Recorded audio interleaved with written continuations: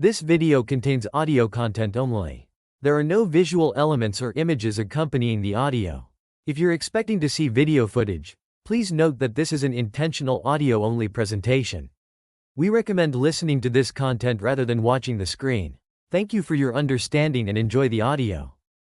Welcome to an exploration of one of humanity's most universal yet often misunderstood experiences, menstruation.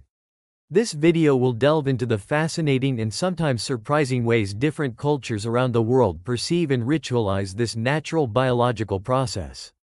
We'll unpack the topic in easy-to-understand language, offering a global perspective that challenges common misconceptions and celebrates the diversity of human experience. From hushed whispers to joyous celebrations, from ancient rituals to modern movements, the story of menstruation is as varied and complex as the cultures that shape it. In some societies, it's a source of shame, shrouded in secrecy and burdened by restrictive taboos. In others, it's a symbol of power, fertility, and spiritual connection, celebrated with vibrant ceremonies and communal gatherings. We'll explore this spectrum of beliefs and practices, examining the social, cultural, and personal significance of menstruation across the globe. We'll journey from remote villages to bustling cities, hearing stories from different corners of the world. We'll encounter traditions that might seem bizarre, shocking, or even inspiring, each offering a unique lens through which to view this universal human experience. We'll explore coming-of-age rituals, ancient myths, and modern movements that are challenging stigma and fighting for menstrual equity. Prepare to be surprised, challenged, and perhaps even moved as we unravel the mysteries and complexities of menstruation. By the end of this video, you'll have a deeper understanding of the diverse ways cultures perceive and experience menstruation, and you'll be equipped with the knowledge to challenge stigma, promote understanding, and advocate for a world where all menstruating people are treated with dignity and respect. Let's begin our exploration. Chapter 1. Whispers of the Moon. Unraveling the mystery of menstruation across cultures. Make sure you do not get involved with any boy. This was the anxious warning Murshida received from her mother when she got her first period in Bangladesh. The sigh, the concern, the fear, it wasn't a celebration, but a burden, a secret to be carefully guarded. In Bangladesh, as in many parts of the world, a girl's first period isn't a joyous occasion, but a harbinger of restrictions, anxieties, and whispered warnings. Buying sanitary napkins meant hushed tones and furtive glances, the products hastily wrapped in newspaper by the shopkeeper, a silent acknowledgement of the shame surrounding this natural bodily function. This experience resonated deeply with Murshida, even years later, living in London. She recalled the stark contrast between the hushed secrecy in Bangladesh and the relative openness she encountered in the UK, where women could openly discuss period pains and symptoms without the fear of judgment or social repercussions. This secrecy, this shame, isn't an anomaly. It echoes across continents, woven into the fabric of countless cultures. In the Philippines, a seemingly bizarre superstition prevails: wiping period blood on the face to prevent breakouts. This isn't always a conscious choice. Grandmothers and aunts might trick young girls, pointing to a fictitious fly on their faces, leading them to inadvertently smear the blood, perpetuating the practice under the guise of a folk remedy. Deep in the Amazon rainforest, the Ticuna tribe of Brazil takes secrecy to another level. When a girl experiences her first period, she embarks on a year-long solitary journey, secluded in a special house, her only visitor her grandmother, a wise elder imparting ancestral knowledge, weaving stories of their heritage, teaching essential skills of weaving, identifying medicinal plants, and caring for families. This seclusion, this isolation, isn't a punishment, but a preparation, a transformative period culminating in the Pelazon ceremony, a vibrant celebration of womanhood, where the girl, covered head to toe in the Uto pigment, is revealed to the tribe as a woman, ready to embrace her new role. But the story of menstruation isn't solely one of whispers and secrecy. In Assam, a state in northeastern India, the goddess Kamakya's menstrual cycle is not hidden, but celebrated in a grand 4-day festival called Ambabachi Mela. Temples close, agricultural work ceases, and devotees gather, not in shame, but in reverence, awaiting the reopening of the temple doors, eager to receive the prasad, a wet cloth symbolizing the goddess's menstrual fluid, believed to bring good fortune. This festival, coinciding with the monsoon season, also celebrates the Earth's fertility, linking the goddess's cycle with the life-giving power of nature. These contrasting narratives highlight the kaleidoscope of beliefs surrounding menstruation. While some cultures view it through the lens of shame and impurity, others embrace it as a source of power, a time of celebration and connection. The Cherokee Nation, for instance, revered menstruating women as sacred and powerful, a stark contrast to the seclusion practices of Brahmin Hindu women or the ritual bathing observed in some forms of Judaism. In the Philippines, the belief in menstrual blood's ability to prevent breakouts speaks to a different kind of power, a potential for healing and regeneration. Meanwhile, the Rungus women of Borneo offer yet another perspective, viewing menstruation simply as a bodily function, a natural part of life, devoid of the layers of taboo and shame prevalent in other cultures. Even within a single culture, beliefs can be multifaceted. In Mexico, a girl's first period is marked by a tradition of a fragrant bath and anointing, a blend of jasmine, orange blossoms, rose petals, and herbs, a ritualistic cleansing and warming of the body, accompanied by prayers and blessings, a tender acknowledgement of her transition into womanhood. This contrasts with the fear and secrecy surrounding menstruation described by Murshida, the Bengali woman who grew up in Bangladesh. These varied traditions and beliefs, these whispers and celebrations, these fears and empowerments, paint a complex and fascinating picture of menstruation across cultures. From the quiet rituals of the Ojibwe Moon Lodge to the vibrant festivities of the Ambabachi Mela, from the hushed tones in a Bangladeshi pharmacy to the open acknowledgement of periods in the UK, the experience of menstruation is as diverse as the cultures that shape it. The Yurok women, who viewed their periods as a time for purification, the Beng women of Ivory Coast, who see menstruation as the flower of a tree, essential for fertility, and the Hupa people, who believe menstruation can restore balance to the world.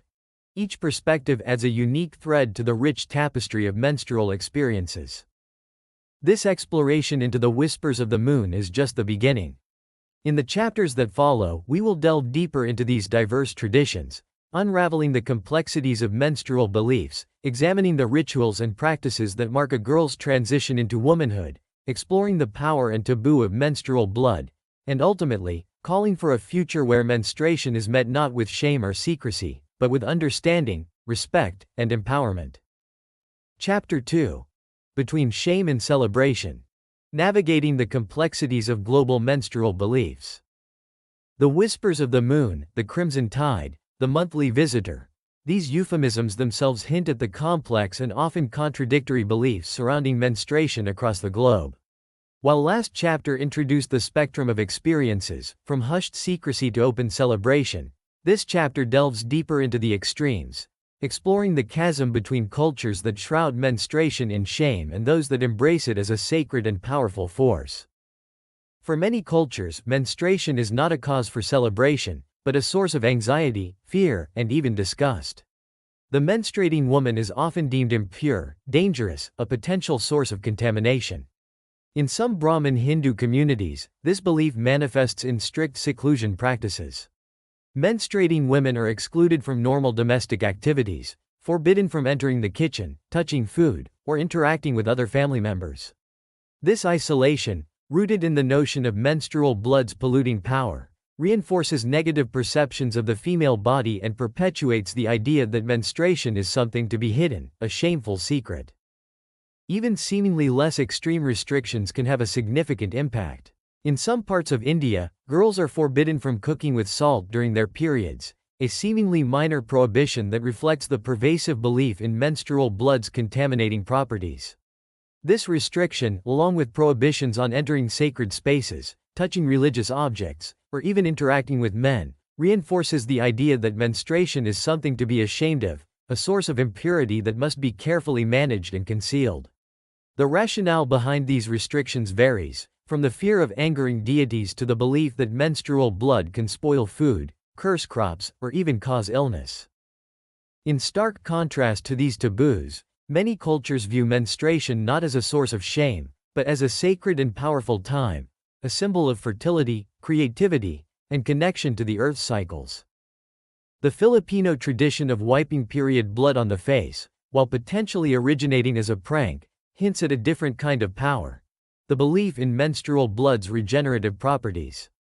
This practice, though not scientifically proven to prevent breakouts, reflects a cultural perspective that views menstrual blood not as something dirty or impure, but as something potent, a potential source of healing and rejuvenation. Other cultures celebrate menarche with communal feasts and rituals. In Fiji, some communities hold a feast called Tunudra on the fourth day of a girl's first period, marking her entry into womanhood. In Japan, the first period is often celebrated with sakihan, a dish of red rice and adzuki beans, the red color symbolizing happiness and celebration. These traditions, though varied in their expressions, share a common thread: the acknowledgement of menarche as a significant milestone, a time for celebration and community support. Chapter 3. The First Blood Moon, Coming-of-Age Rituals and the Celebration of Menarche. Menarche, the first menstrual cycle, is more than just a biological event. It's a transformative experience, a passage into womanhood often marked by ritual and celebration. Across cultures, the first period has been recognized as a pivotal moment, a time to acknowledge a girl's burgeoning maturity and empower her for the journey ahead. While some societies whisper about menstruation in hushed tones, others herald it with joyful festivities, recognizing the power and potential it represents. The Hupa people of northwestern California, for instance, celebrate menarche with the flower dance, or Chiawa, a vibrant ceremony that can last for several days. The Kinalding, the girl whose first period is being celebrated, takes center stage, adorned with a delicate face covering crafted from blue jay feathers. The community gathers around her, their voices rising in traditional songs, their bodies moving in rhythmic dances, honoring her transition into womanhood. A grand feast follows, laden with symbolic dishes and elaborate gifts, a tangible expression of the community's support and the girl's newfound status. The flower dance not only celebrates the individual girl but also symbolizes the foundational role of women in Hupa society, their strength, wisdom, and essential contribution to the community's well-being. The tribe's efforts to revitalize this dance after years of suppression speak to the enduring power of this tradition and its significance in affirming female identity and cultural continuity. Similarly, the Apache people of the southwestern United States honor menarche with the sunrise ceremony, or Na'iyes, a 4-day celebration deeply rooted in their spiritual beliefs. This ceremony connects the young woman to the changing woman, a revered deity who embodies the power of creation and renewal. The ceremony involves a series of rituals focused on physical and spiritual purification, preparing the girl for her future roles as a woman. She grinds corn, a staple of Apache life, to create a traditional cake, a symbolic act of nourishment and contribution to the community.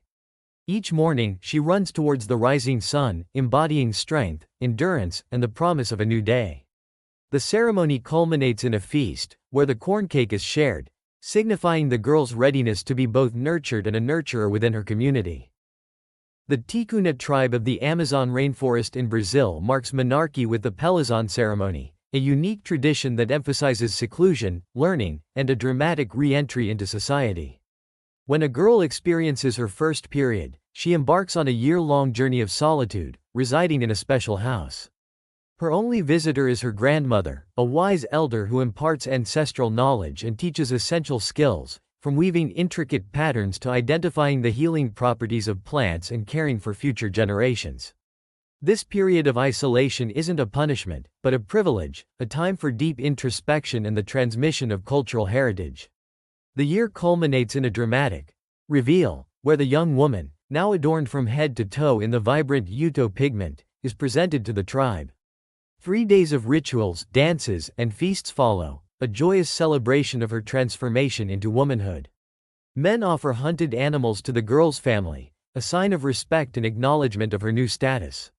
The Pelazon ceremony teaches the importance of honoring not only the first period but also every subsequent cycle, recognizing the ongoing power and significance of menstruation throughout a woman's life.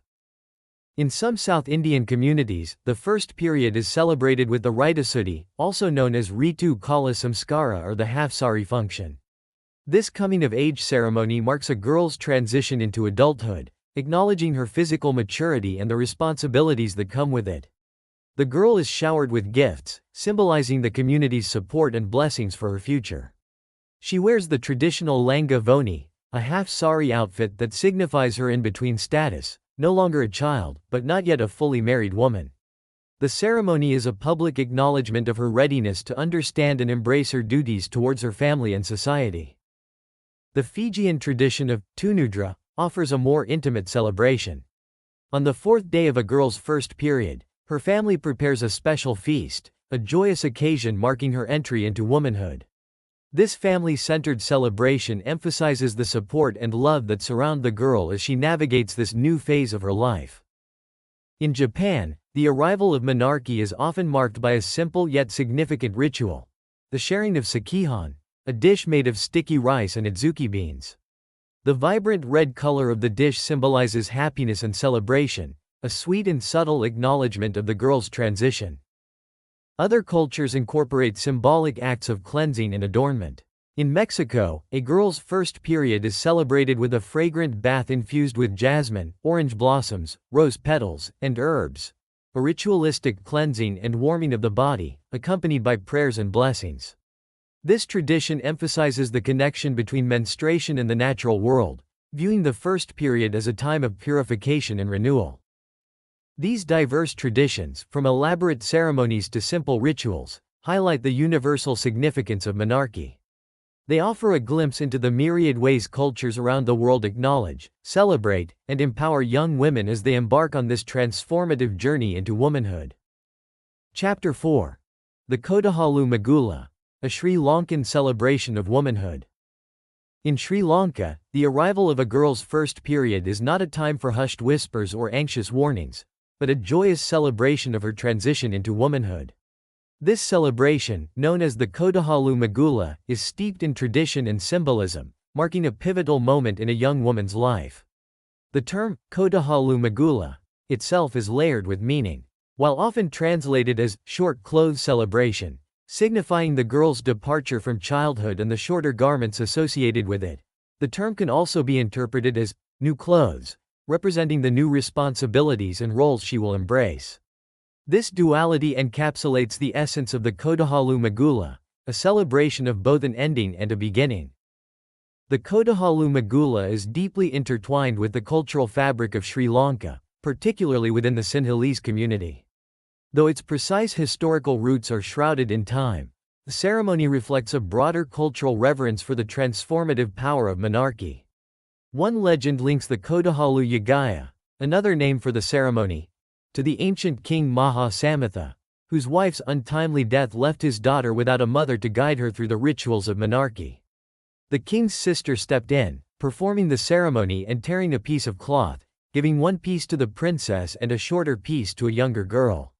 This act, symbolizing the transition from childhood to adulthood, is said to be the origin of the Kodahalu Yagaya. The ceremony itself varies across different communities and families, but certain core elements remain consistent.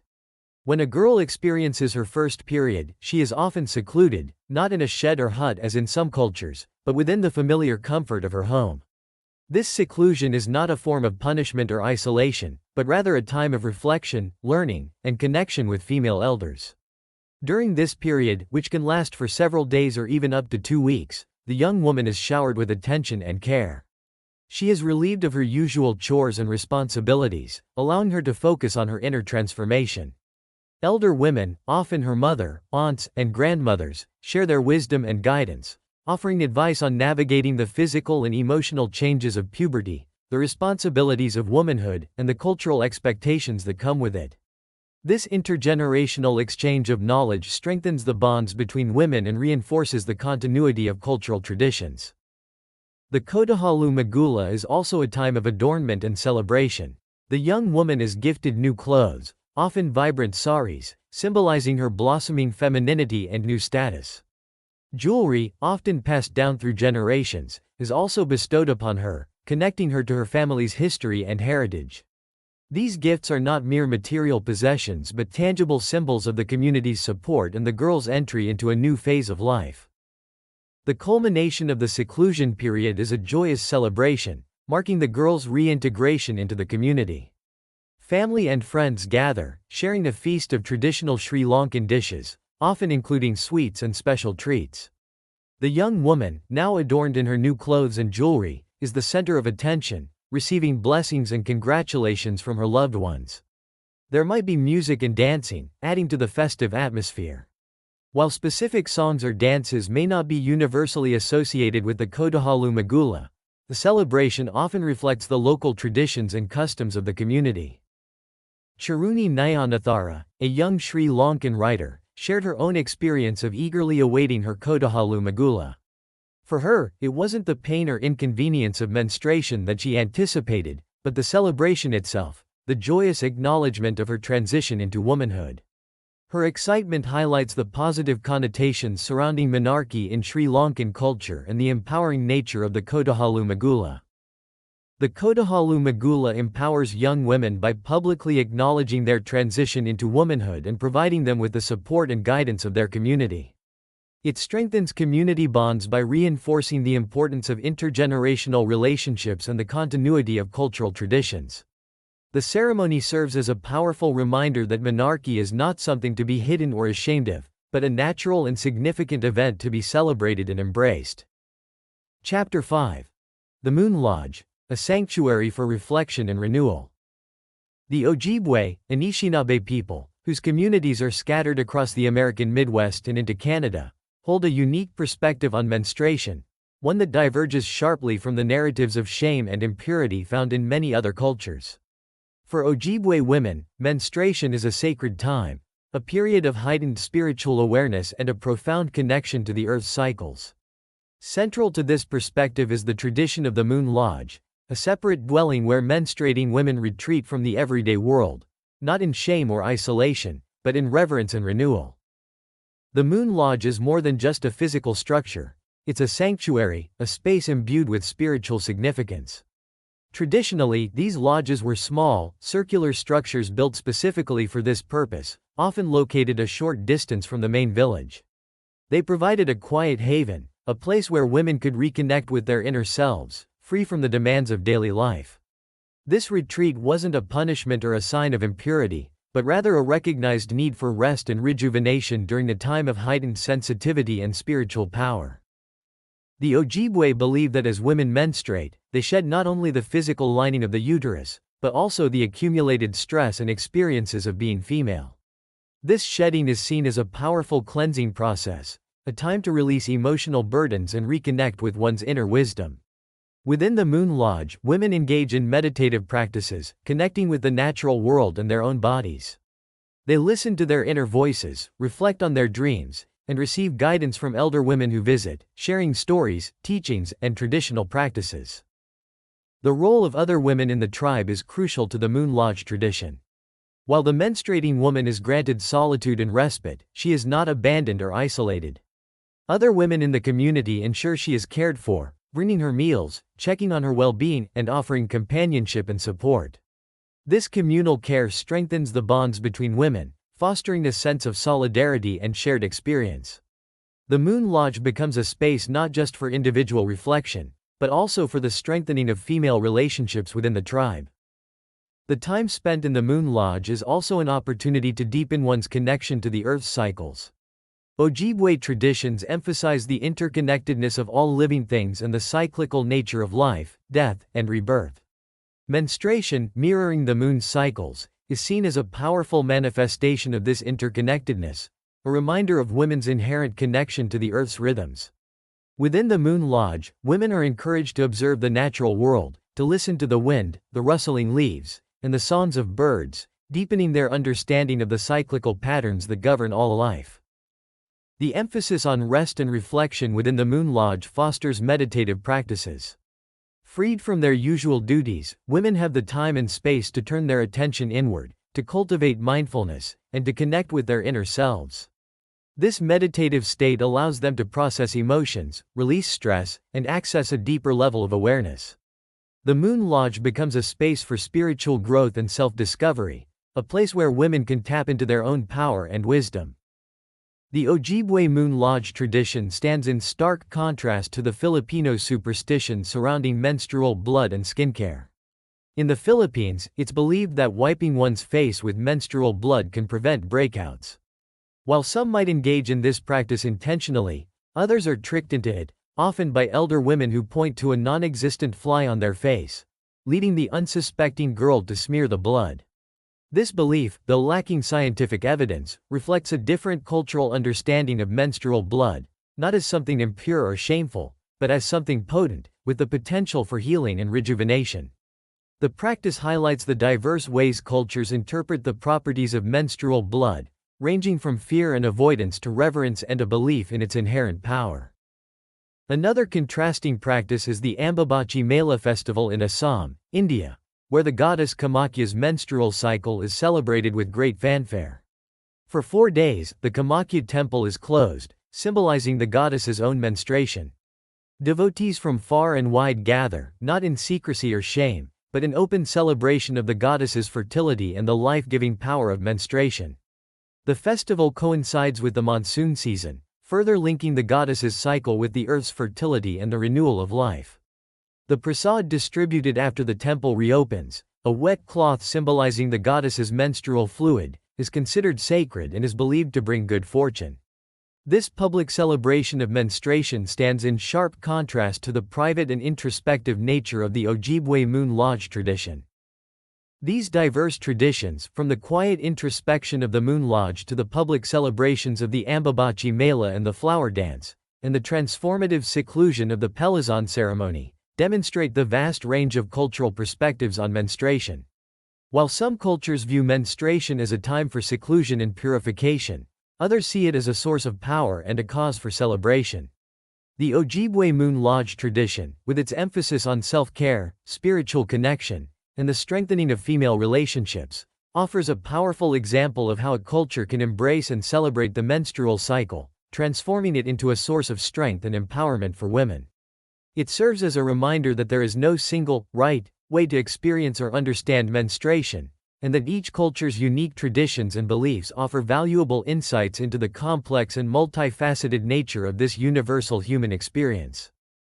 Chapter 6. Chapati. When tradition turns deadly, the Nepalese menstrual exile. In the remote, mountainous regions of western Nepal, a tradition called chapati continues to endanger the lives and well-being of women and girls. Rooted in the belief that menstruating women are impure and dangerous, this practice forces them into exile during their periods, banishing them to small, isolated huts or sheds known as chow goths. These structures, often no more than cramped, poorly ventilated animal shelters, become prisons of shame and fear, exposing women to a range of physical and psychological harms. The story of Parbati Buddha Rawat, a 21-year-old woman who died in a menstrual hut in 2019, tragically illustrates the deadly consequences of chapati. Parbati, like countless other women and girls in her community, was forced to leave her home during her menstruation, seeking shelter in a small, windowless hut. In a desperate attempt to ward off the freezing winter cold, she lit a fire. The smoke, with no escape route, filled the tiny space, suffocating her. Parbati's death, though a devastating individual tragedy, is not an isolated incident. Numerous women have died in similar circumstances, succumbing to smoke inhalation, snake bites, hypothermia, or other hazards associated with their forced confinement. The restrictions imposed by chapati extend far beyond physical confinement. Women and girls in chapati are forbidden from entering the family home, touching family members, particularly men, participating in religious ceremonies, cooking food, or even consuming nutritious foods like dairy products, fruits, and vegetables. They are often restricted to a meager diet of rice and dried foods. Access to clean water and sanitation is severely limited, forcing women to use unsafe water sources and manage their menstruation in unsanitary conditions, increasing their risk of infections. These restrictions, enforced through fear and social pressure, reinforce the notion that menstruation is a source of shame and impurity, perpetuating a cycle of discrimination and disempowerment. The social and economic consequences of chapati are far-reaching. Girls are often forced to miss school during their periods, disrupting their education and limiting their future opportunities. Women are unable to work or participate in community activities, further marginalizing them and reinforcing their subordinate status. The psychological impact of being labeled impure and untouchable can be devastating, leading to feelings of shame, anxiety, and depression. Chapati is a stark example of how deeply ingrained cultural beliefs and traditions can harm women and girls.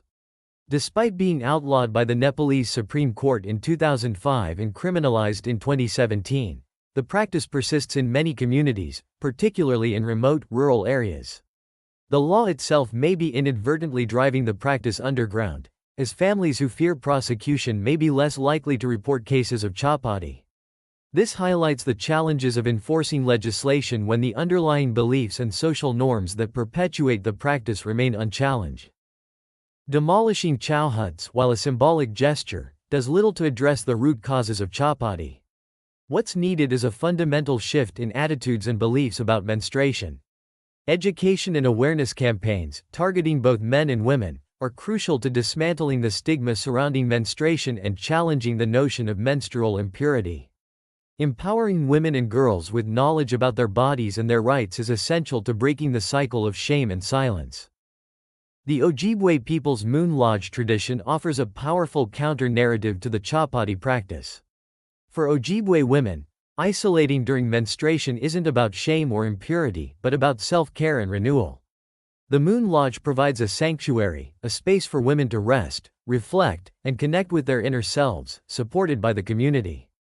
This practice underscores the importance of respecting and honoring the menstrual cycle as a time of introspection and rejuvenation.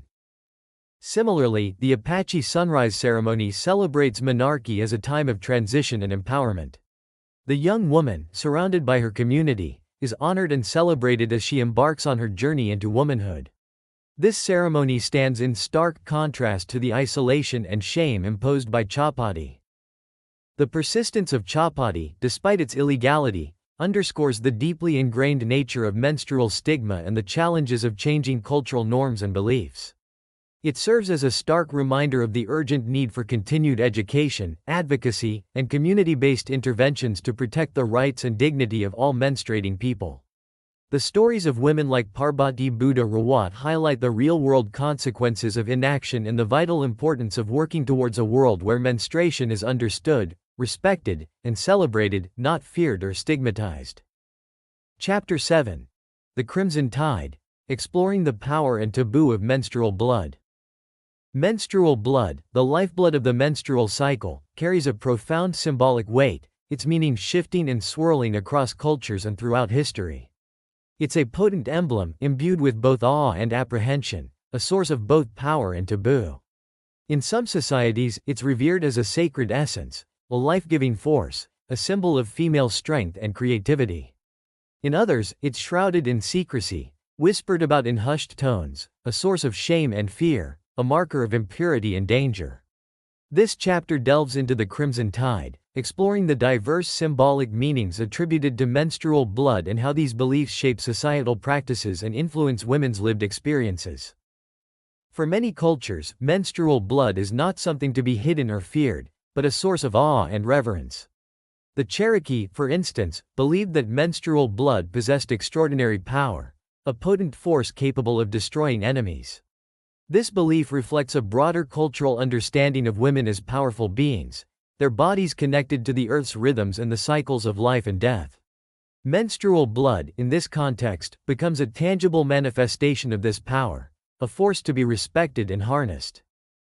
In ancient Rome, Pliny the Elder, a renowned naturalist and philosopher, documented the belief that a menstruating woman held a unique ability to influence the natural world. He wrote of how a woman, by simply uncovering her body during her period, could scare away hailstorms, whirlwinds, and lightning. Her mere presence in a field, he claimed, could cause caterpillars, worms, and beetles to fall from the crops, protecting the harvest from infestation. These beliefs, though seemingly fantastical to modern eyes, reveal a deep respect for the perceived power of menstrual blood and its connection to the forces of nature.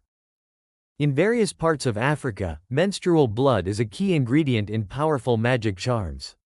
It's not simply seen as a bodily fluid, but as a sacred essence, imbued with potent energy that can be used for both purification and destruction.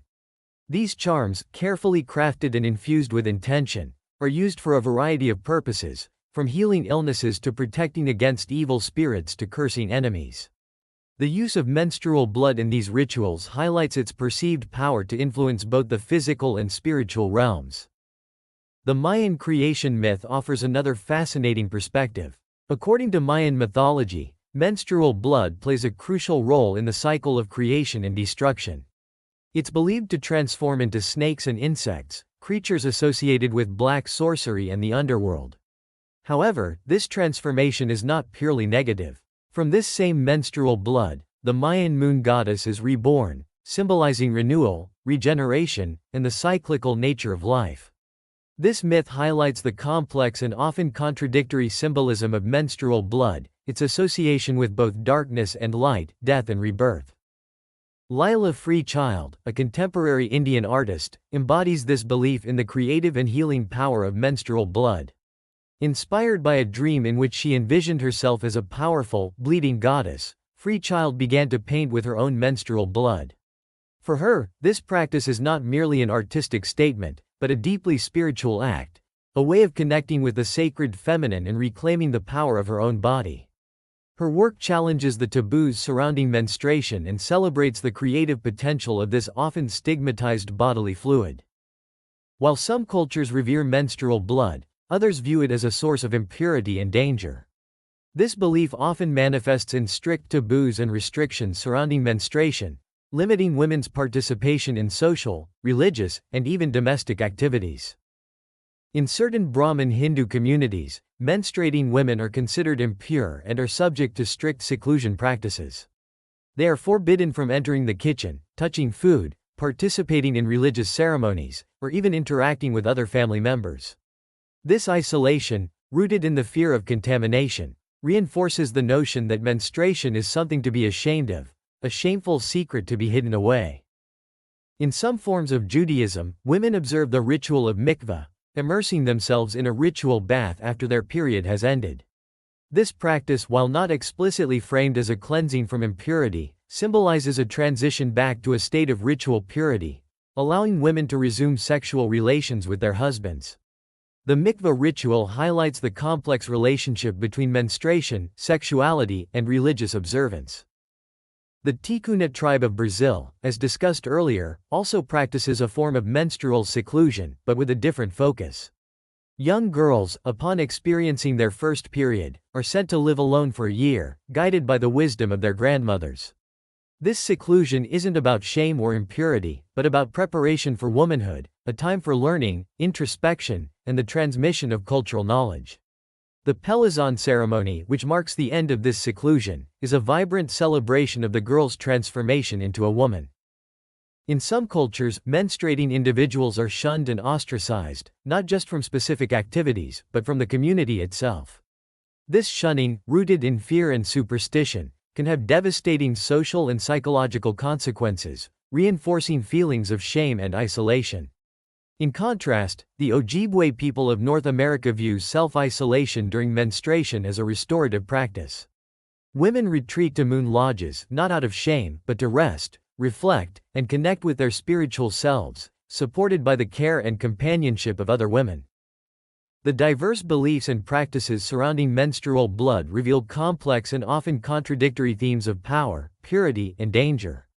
The perceived power of menstrual blood can be both positive and negative, linked to healing and destruction, fertility and impurity. These beliefs shape societal practices, influencing women's experiences and their place in the world. In cultures where menstrual blood is viewed as powerful, women may be revered as healers, shamans, or spiritual leaders. Their connection to the cycles of life and death may be seen as a source of wisdom and strength. However, this power can also be perceived as dangerous, leading to fear, avoidance, and the imposition of restrictions. In cultures where menstrual blood is considered impure, women may be marginalized and excluded from social and religious activities. They may be subject to shaming, ostracism, and even violence. These practices not only harm individual women but also perpetuate gender inequality and reinforce patriarchal power structures. The contrasting narratives of the Crimson Tide, the whispers of shame and the celebrations of power, underscore the complex and often contradictory ways in which we understand and experience the female body. By exploring these diverse perspectives, we can begin to challenge the taboos and stigmas surrounding menstruation, paving the way for a more inclusive and equitable future where all menstruating people are treated with dignity and respect. Chapter 8. Beyond the Taboo. A Call for Menstrual Equity and Empowerment. The journey through the diverse cultural landscapes of menstruation reveals a stark reality. Menstruation, a natural biological process, is too often shrouded in secrecy, shame, and stigma. While some cultures celebrate the power and potential of the menstrual cycle, others perpetuate harmful practices and beliefs that endanger the lives and well-being of women and girls. This is a global crisis, a human rights issue that demands our attention and action. Menstrual equity, the right of all menstruating people to manage their periods safely, hygienically, and with dignity, is not a luxury, but a fundamental necessity. The consequences of menstrual inequity are far-reaching. In Afghanistan, the exorbitant cost of sanitary pads, coupled with a lack of access to clean water and sanitation facilities, forces many girls to resort to using rags, old clothes, or even unsanitary materials like ash or sand. This not only compromises their hygiene and health but also fuels feelings of shame and embarrassment. The fear of leaks and the lack of private spaces to manage their periods often leads girls to miss school, perpetuating a cycle of educational disadvantage and limiting their future opportunities. In Nepal, the outlawed practice of chapati continues to claim lives, banishing menstruating women and girls to isolated huts, exposing them to the elements, animal attacks, and the risk of smoke inhalation from fires lit for warmth. The tragic story of Parbati Buddha Rawat, who died from asphyxiation in a menstrual hut, serves as a stark reminder of the deadly consequences of ignoring this issue. Even in communities where chapati is not practiced, restrictive beliefs surrounding menstruation often limit women's access to food, water, and social interaction, reinforcing their subordinate status and undermining their well-being. In some parts of India, cultural taboos restrict menstruating women from entering the kitchen, touching food, or participating in religious ceremonies. These restrictions, rooted in the notion of menstrual blood's impurity, perpetuate stigma and reinforce the idea that menstruation is something to be hidden, a shameful secret. The impact of these beliefs extends beyond the domestic sphere, affecting girls' education, their social interactions, and their overall sense of self-worth. The Filipino tradition of wiping menstrual blood on the face to prevent breakouts, while potentially rooted in a belief in the blood's healing properties, also highlights the complex and often contradictory attitudes surrounding menstruation. This practice, juxtaposed with the scientific findings about the potential regenerative properties of menstrual blood, underscores the need for culturally sensitive education and the importance of separating traditional beliefs from evidence-based information. These examples, though diverse in their manifestations, share a common thread. They demonstrate the pervasive nature of menstrual stigma and its devastating impact on the lives of millions of women and girls around the world. But the story of menstruation is not solely one of shame and suffering. There are also powerful examples of cultures that celebrate menstruation, recognizing it as a sacred and empowering experience. The Ambabachi Mela festival in India, with its vibrant celebration of the goddess Kamakya's menstrual cycle, stands as a powerful counter-narrative to the shame and secrecy surrounding menstruation in many cultures. The flower dance of the Hupa tribe, the Pelazon ceremony of the Tikuna tribe, and the Moon Lodge tradition of the Ojibwe people all offer inspiring examples of how communities can embrace and honor the menstrual cycle, transforming it into a source of strength and empowerment for women. These positive traditions remind us that change is possible. By challenging harmful practices, promoting education and understanding, and advocating for policy changes, we can create a world where menstruation is no longer a source of shame or disadvantage. The work of organizations like the Zana Africa Foundation in Kenya, which provides menstrual products and education to girls, demonstrates the transformative power of access and knowledge. Days for Girls International, with its focus on creating sustainable menstrual health solutions, empowers women and girls to manage their periods with dignity and confidence. The menstrual equity movement in Western societies has also gained significant momentum, with countries like Scotland leading the way by providing free menstrual products in public spaces. This groundbreaking policy recognizes that access to menstrual products is not a luxury, but a fundamental right. The movement has also sparked important conversations about the tampon tax, a discriminatory sales tax on menstrual products that perpetuates the idea that these essential items are luxuries rather than necessities. The fight for menstrual equity is a global movement, a collective effort to dismantle stigma, challenge harmful practices, and create a world where all menstruating people can thrive.